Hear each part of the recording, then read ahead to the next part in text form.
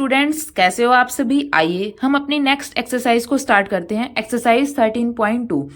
जैसे आपने 13.1 में हमने मीन फाइंड आउट किया था, 13.2 में हमें मोड फाइंड आउट करना है और कुछ क्वेश्चंस में हमें मीन भी फाइंड आउट करना है। अब मीन तो आप जानते हैं कि कैसे फाइंड आउट करना है। अब सबसे पहले हम जानते हैं कि मोड होता क्या है।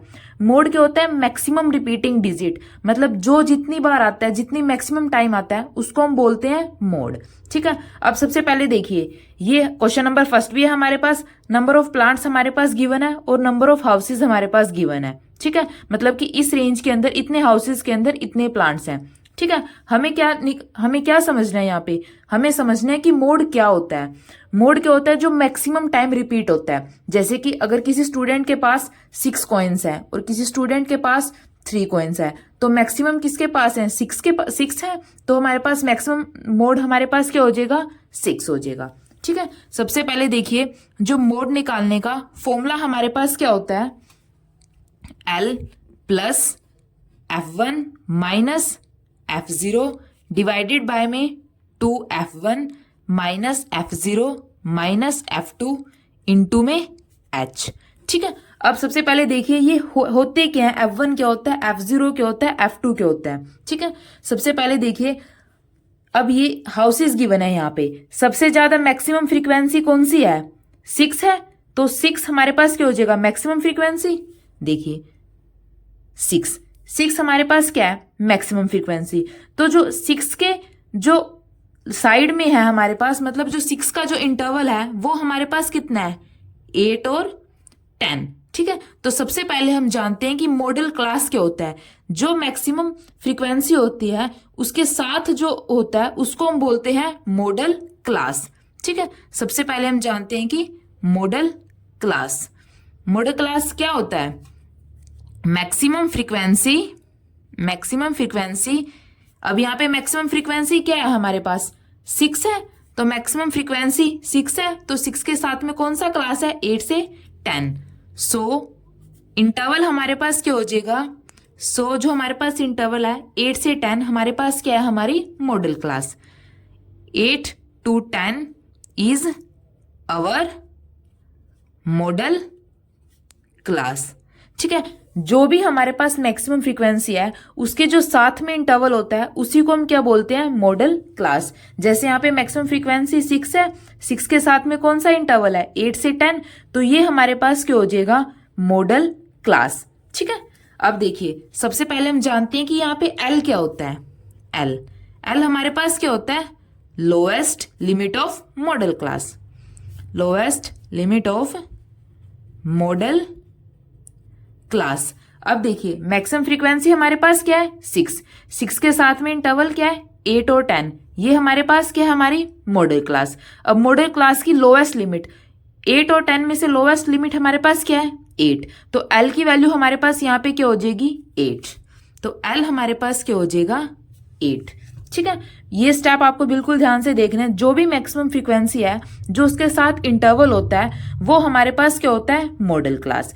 6 मैक्सिमम फ्रीक्वेंसी है तो इसका इंटरवल हमारे पास क्या है? 8 और 10।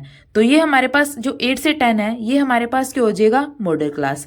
और इस मॉडल क्लास की जो लोएस्ट लिमिट होती है उसको हम किससे डिनोट करते हैं? L से। तो लोएस्ट लिमिट L हमारे पास क्या है?